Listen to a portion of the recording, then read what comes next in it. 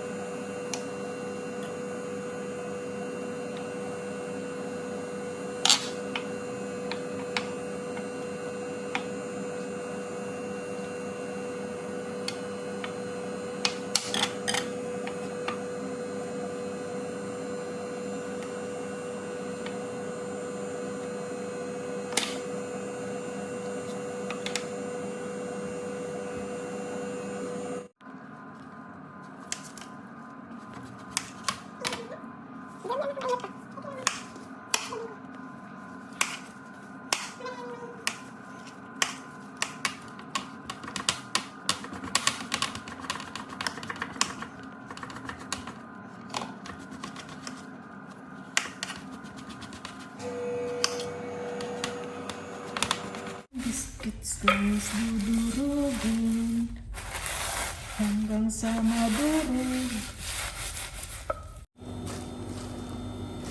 Tapos nag-google. Ay, lalalala. Dalhin mo rin. Sa gitna lang, okay lang yan. Oh, yan. Ano na yun? Ay! Okay.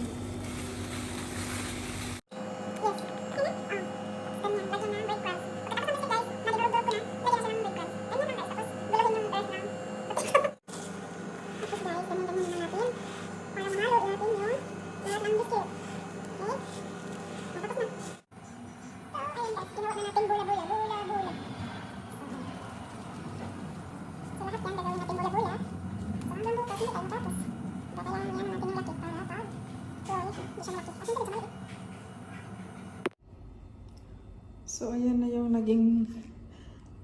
yung nagawa ko guys. Yung para iparama natin sa ating potato. Yan guys. So, ayan yung cheese natin guys. Nakap na natin. Ganyan lang. okay. At dito, ganyan lang. Na-circle naman natin. So, ganyan. Yan. Tapos, lagyan natin ng cheese. Ganyan lang kasimple guys. Ayan. Ibalot mo lang yung cheese sa potato. Ganyan. So, ayaw naman ni madam na malaki. Ayan. Ganyan lang.